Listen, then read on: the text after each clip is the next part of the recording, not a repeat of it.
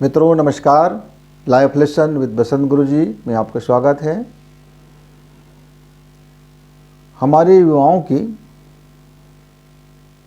कई चुनौतियां होती हैं, बाह्य और आंतरिक, मुख्य रूप से दो चुनौतियां।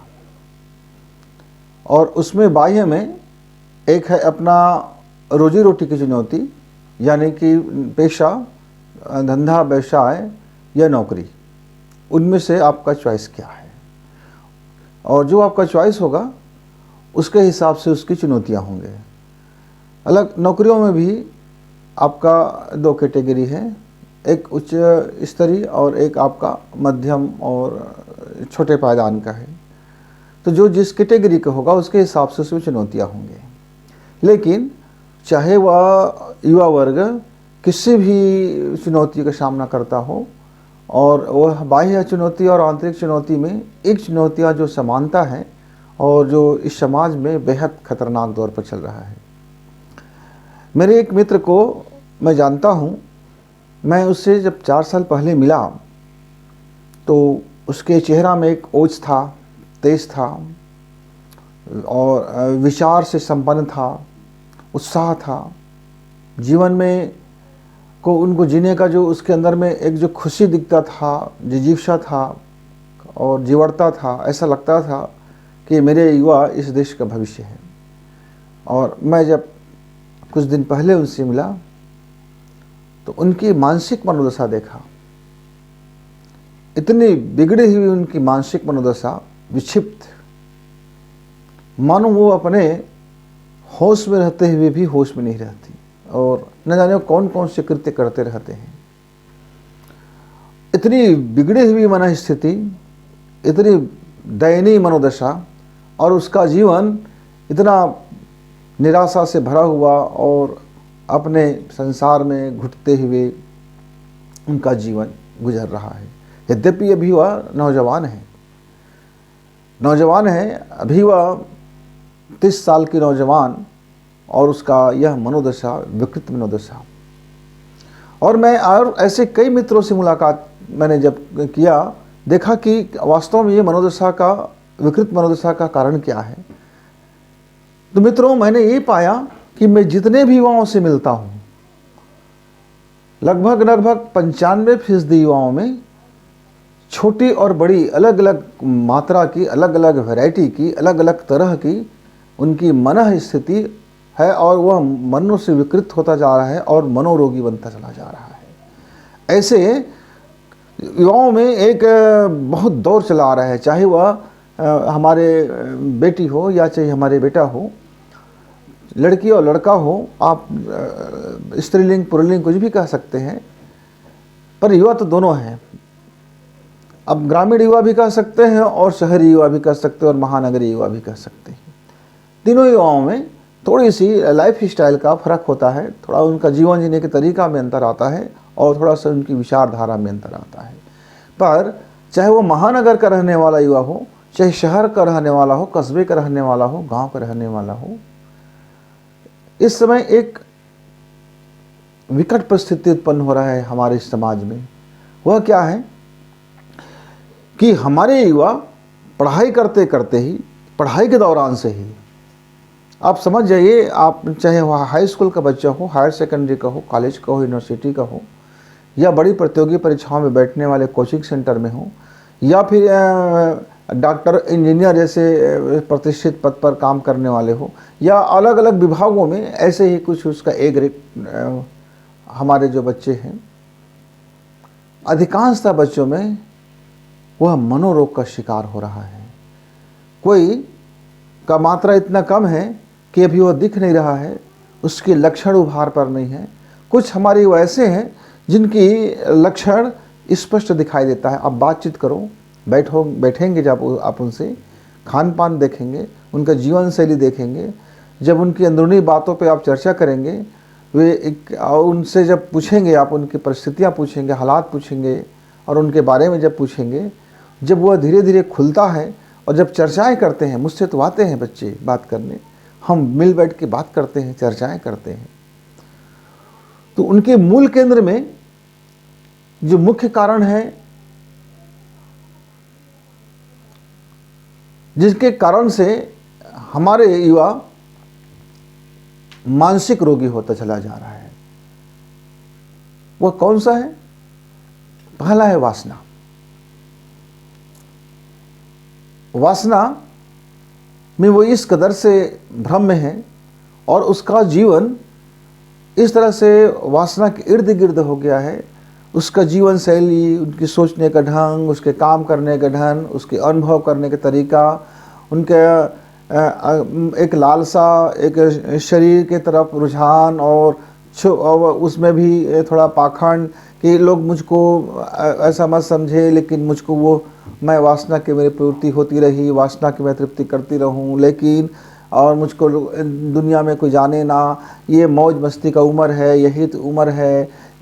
तरह तरह के भ्रांत धारणाओं में उलझा हुआ हमारे युवा, उनकी जो एनर्जी है, उनका जो मूल आधार है, जो उनका ऊर्जा का केंद्र है, जो उनका जहाँ हमारा आप कह लीजिए कि प्रकृति ने जीवन उत्पत्ति के लिए, संतति उत्पत्ति के लिए प्रकृति जब अपने उसके शरीर को उभारता है, उसके हार्मोन्स को जब उस गति में लेके आता है, जिसे हम बोलचाल की भाषा में बोलते हैं कि हिट हो गया है, गर्मी आ गया है, या हम यह कह देते हैं कि अब बच्चा युवा हो गया है, अब इनके दाम्पत्य जीवन में बंध जाना चाहिए।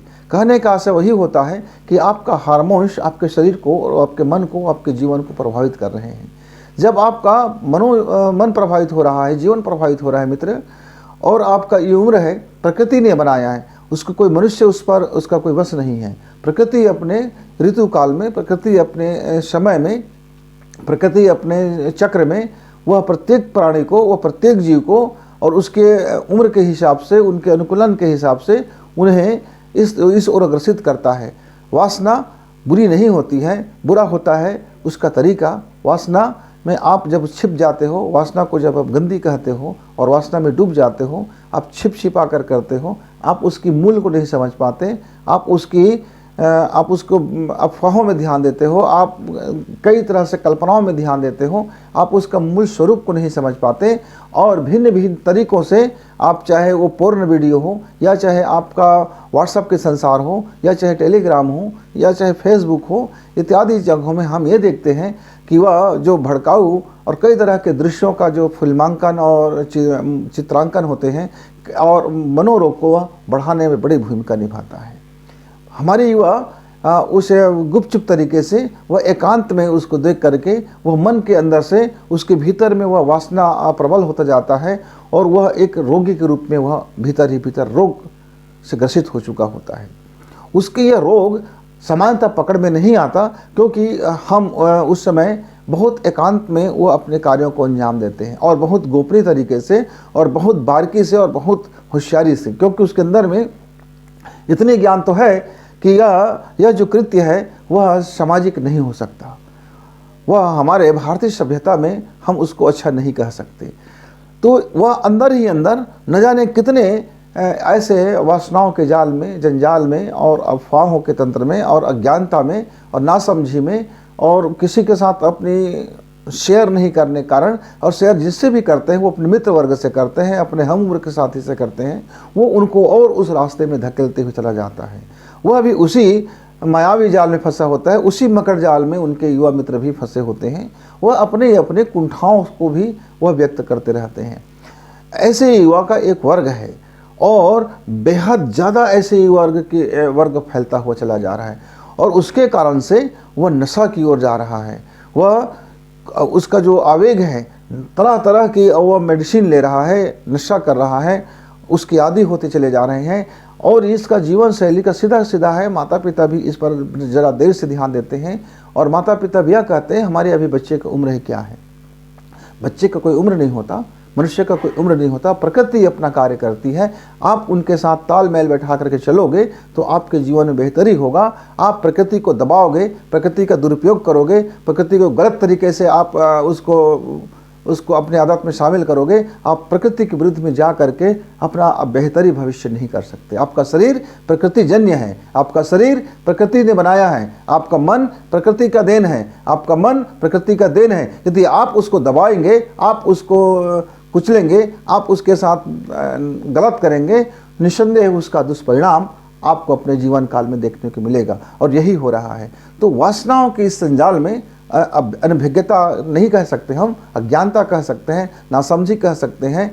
और ये जितने भी नासमझी हम कहते हैं, ये बड़े समझदार लोग होते हैं, ये बड़े ज्ञानी होते हैं, ये बड़े प्रतिभाशाली होते हैं। इनके जीवन में वो सारी चीज़ होते हैं। वो युवा कहते हैं मैं किसी से कम नहीं हूँ, मेरे ज्ञान किसी से कम नहीं है, आप मुझको मत सिखाइए, मैं दुनियादारी जानता हूँ, ये क्या सही है क्या गलत है ये भी मैं जानता हूँ, ये मेरा हक है, मैं चाहे ये करूँ, मैं चाहे वो करूँ, मैं चाहे कुछ भी करूँ, ये मेरा हक है, ये हक है, हक है, हक है कहते कहते युवा अपने दिशा को भ्रमित हो जाता है, और वह छद्म संसार में अपने जीवन की सुकून खोजता है, आनंद खोजता है, प्रेम खोजता है, और उसे यहाँ कुछ भी नहीं मिलता।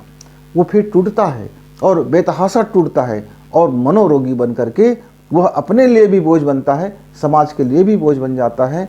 कोई युवा सौभाग्य से संभल जाता है, किसी का परिवार उसे संभाल लेता है, और कई युवा ऐसे होते हैं जो नहीं संभल पाते, और उस विकृत समाज का एक मनोरोगी का, एक दुस्साध्य मनोरोगी बन करके उनका जीवन न जाने क्या से क्या होता चला जाता है।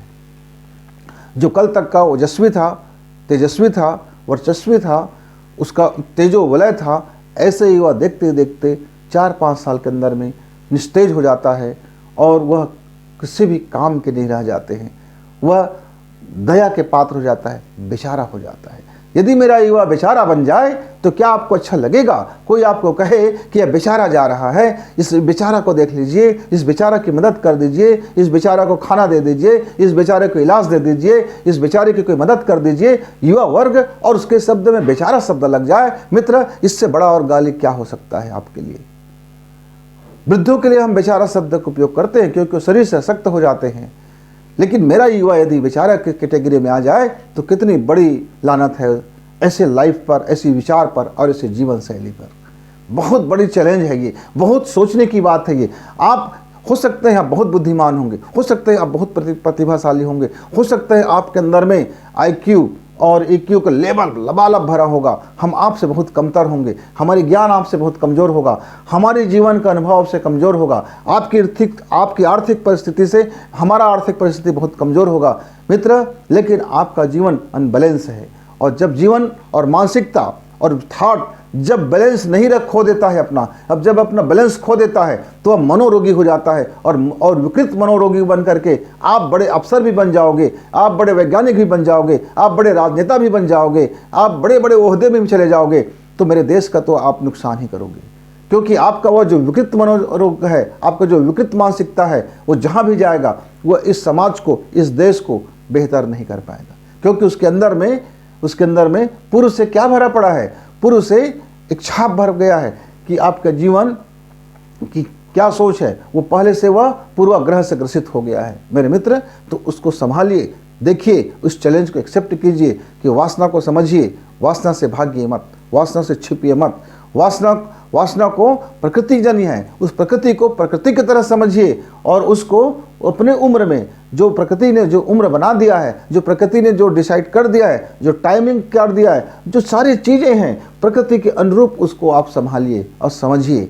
आप जैसे प्रकृति के अनुरूप उसको समझेंगे तो आपका वो सहयोगी बनेगा, वह ऊर्जा आपके प्राण अग्नि में उठेगा, और वह आपको प्राणवान बना करके आपको और ओजस्वी बना देगा, और तेजस्वी बना देगा। वही ऊर्जा यदि विकृत हो गया, स्खलित हो गया, वह ऊर्जा बेकार चला गया और बेकार कामों में लग गया, तो फिर आप निस्तेज होते हुए चले जाओगे मित्र।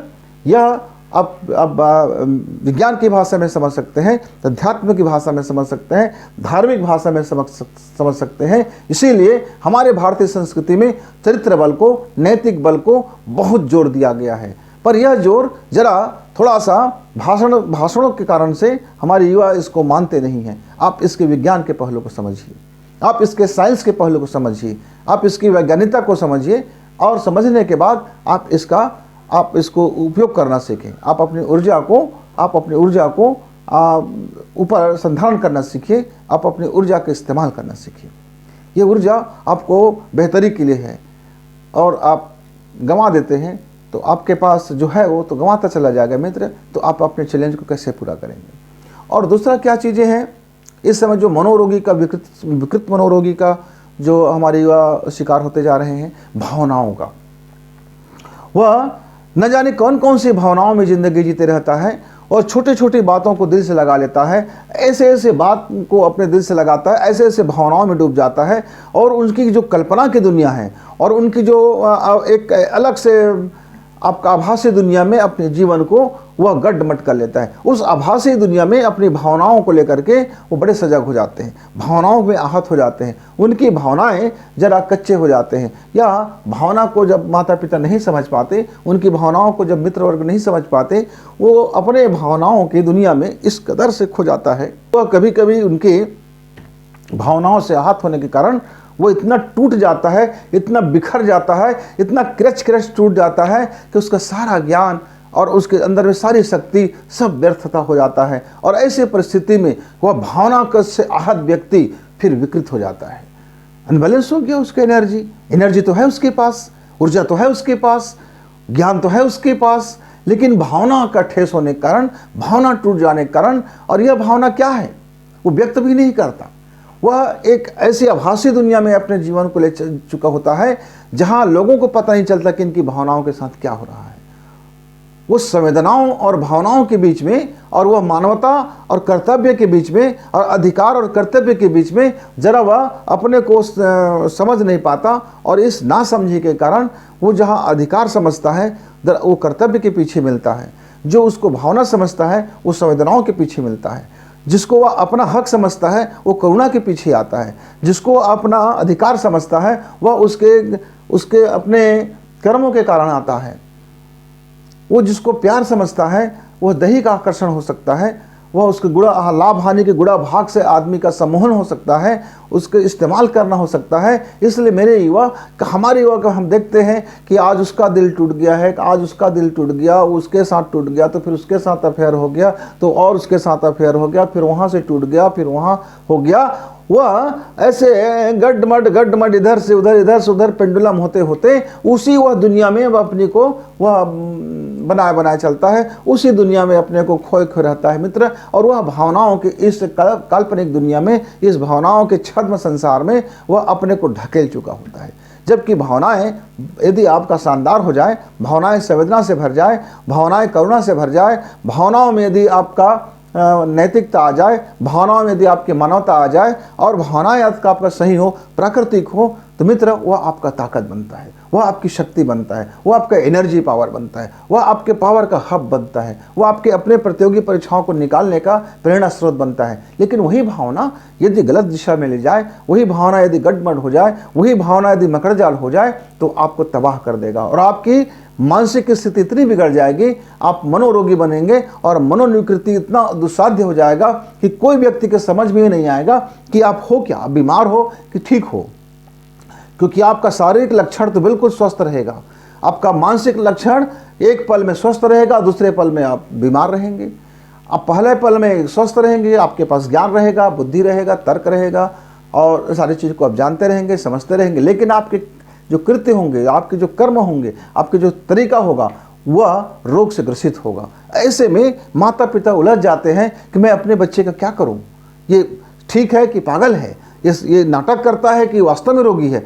माता पिता को किसी को समझ नहीं आता। ऐसी परिस्थिति में धीरे धीरे बिगड़ते बिगड़ते हालात इतनी बिगड़ जाती है कि वह दुस्साध्य रोगी बन जाता है और विकृत। हम तीसरा कारण हम देखते हैं कि आज का हमारे युवा बहुत छोटी बातों में तनाव ले लेते हैं। उनके पास तनाव का जैसा भंडार हो जाता है, कोई छोटी सी बात हो गया तनावग्रस्त हो जाएगा। आज उनको 10 रुपये नहीं मिला, तनाव से भर जाएंगे। आज उनको एक पेंसिल नहीं मिला, तनाव से भर जाएंगे। आज उनको मूवी देखने आने से रोक दिया गया तो तनाव से भर जाएंगे। आज उसको गुपचुप नहीं मिला वो तनाव से भर जाएंगे। आज उसको पिज्ज़ा बर्गर नहीं मिला तो तनावग्रस्त हो जाएंगे। आज उनको एक नया ड्रेस नहीं मिला, तनावग्रस्त हो जाएंगे। यानी ऐसे वाहियात चीज़ों में तनावग्रस्त हो जाते हैं जो तनाव का कारण ही नहीं है। ऐसे ऐसे डिमांड करते हैं आज के हमारे युवा अपने माता पिता और अपने बुजुर्गों से कि उनको समझ ही नहीं आता कि ये आपका डिमांड आपकी बेवकूफ़ियाँ हैं, आपकी नादानियाँ हैं। ठीक है, कुछ डिमांड वाजिब है तो वाजिब का पूर्ति होना चाहिए, लेकिन कुछ ऐसे बहुत सारे ढेर से डिमांड होते हैं और आप नाराज़ हो जाते हैं, तनाव से ग्रस्त हो जाते हैं। आपको आपके मित्र के घर में पार्टी है और जाने से रोक दिया, आप तनावग्रस्त हो जाएंगे। मेरे ईगो हर्ट हो गया, मेरा इस घर में कोई रोल नहीं है, मेरा कोई अधिकार नहीं होता, मैं गुलाम हो गया हूँ, मेरा कोई वैल्यू नहीं है। आप ऐसे वाहियात चीज़ों में आप अपने आप को डाल लेते हैं। एक छोटी बात होती है और उसका आप इतना बतरंग बना देते हैं, इतने राई का आप पहाड़ बना कर रख देते हैं मित्र, और आपका जीवन तनावग्रस्त हो जाता है। और उसका तनाव का कारण कहीं न कहीं वह वासना है। तनाव के भीतरी मूल जड़ में वो वासना है, उस तनाव के भीतरी मूल जड़ में वो भावना है, लेकिन वो प्रकट हो रहा है कहीं दूसरे कारण से। और पब्लिक समझ रहे हैं, माता पिता समझ रहे हैं और कि आपका तनाव का कारण ये आपका पार्टी में नहीं जाना है, नया ड्रेस नहीं लेना है, या आपका चाट मसाले खाने से रोक दिया गया, पाव भाजी खाने से रोक दिया गया, हो सकता है पिज्ज़ा बर्गर खाने से रोक दिया। और मूल तनाव का कारण यहाँ नहीं है, यह तो प्रकट होने का एक माध्यम था। आपका तनाव का कारण तो वहाँ वासना में छिपा था, आपका तनाव का कारण तो वह भावना में छिपा था। तो मित्र, आप वासना को आप दबाते हैं, भावना को आप दबाते हैं और आप एक काल्पनिक दुनिया में अपने को ले जाते हैं। उसके कारण से आप तनावग्रस्त जीवन जी करके अपने को बर्बादी के उस रास्ते पर धकेल देते हो जिसको आपको लगता है कि आप आबाद हो रहे हो। वो आपका स्वर्ग है, वो आपका आनंद है, वही आपकी दुनिया है, उसी में आपकी मौज है, उसी में आपकी मस्ती है, ऐसा आपको छद्म रूप से आभास होते रहता है। लेकिन जब जीवन के सच्चाई से, जब यथार्थ से, जब इस संसार से, जब भूखमरी से, जब आप इस दुनिया को जब फेस करते हो, तब आप बर्दाश्त नहीं कर सकते। क्यों? क्योंकि आपका यह कल्पना की दुनिया टूट जाती है, बिखर जाता है और आपको लगता है कि अब हाय मैं क्या करूं। पूरी तरह से आप अपने को बेसहारा महसूस करते हैं, आप उसी बेचारा के श्रेणी में आ जाते हैं। तो फिर हमारा युवा वो बेचारा कहला जाता है। जब कोई उसे बेचारा कहता है तो उसका जी जल उठता है और इतना जल जाता है अपने आप में कि स्वयं को वह राख कर बैठता है। मित्र, जो वो इसी राख होने की जो ढेरी में बदलता हुआ मेरा युवा मित्र, बाहर से तो दिखता है शानदार दिखता है, बड़े स्मार्ट दिखते हैं, कपड़े लगते हैं, चेहरा शानदार है, मेकअप किया हुआ है, बाहर का बनावटी आपका सुंदरता दिख रहा है, बड़े ऊंचे ऊंचे कपड़े पहन रहे हैं, ऊंचे ऊंचे जूते पहन रहे हैं, और आपका लाइफ स्टाइल और आधे इंग्लिश सारे हिंदी में इतना बेहतरीन आप बोल रहे हैं, ऐसा लग रहा है कि आपके पास वाह क्या बात है, ये मेरा युवा है। लेकिन अंदर से आप इतने जल रहे हैं, इतने जल रहे हैं, अंदर से आप आग से राख की ढेरी में बदल रहे हैं और आपका मनोविकृत होता चला जा रहा है और आप मानसिक रोगी की ओर बढ़ते जा रहे हैं। जरा जांच पर रख कीजिए मेरे युवा मित्र, कहीं आपकी चुनौती में ये तीनों चुनौतियां तो नहीं है आपके जीवन में। क्या आपका वासना संतुलित है? क्या आप वासना को समझ चुके हैं? क्या वासना के सच्चे स्वरूप को जानते हैं? क्या वासना की प्रकृति को जानते हैं? क्या वासना को समझ रहे हैं आप? क्या आप भावना को समझ रहे हैं? आप भावना की प्रकृति को समझ रहे हैं? क्या भावना की मूल जड़ को आप जान रहे हैं कि भावना का अपना आपके जीवन में, आपके मन में, आपके कार्यकाल में, आपके टाइमिंग में, आपके लाइफ में क्या प्रभाव पड़ेगा? आप समझ रहे हैं? तनाव आपको इसलिए मिला है ताकि आपकी एनर्जी पावर फ्लो हो सके। तनाव, लेकिन आप कहीं गलत तनाव में तो नहीं जा रहे हैं। तनाव हमेशा अच्छा निर्माण नहीं होता, लेकिन यदि आप अच्छे काम के लिए तनाव करेंगे तो आपकी उत्पादकता बढ़ेगी, आपकी प्रोडक्टिविटी बढ़ेगा। आप अपने को सकारात्मक तनाव से भरेंगे तो आपको उत्पादन क्षमता बढ़ेगा। लेकिन आप गलत तरीके से तनाव में जाएंगे तो फिर आप मनोरोगी बनते चले जाएंगे। मित्रों, भावना को, वासना को और तनाव, ये तीन ऐसे आपके जीवन में चैलेंजेस है। यदि वह असंतुलित हो गया, वह आप समझ से बाहर हो गया, तो फिर आपको बहुत महंगा पड़ सकता है। इसलिए मेरे मित्रों, इन तीनों को समझिए, ये तीनों की आंतरिक चुनौती को समझिए और इस तीनों को संतुलित कीजिए और अपने लाइफ को शानदार कीजिए। नमस्कार।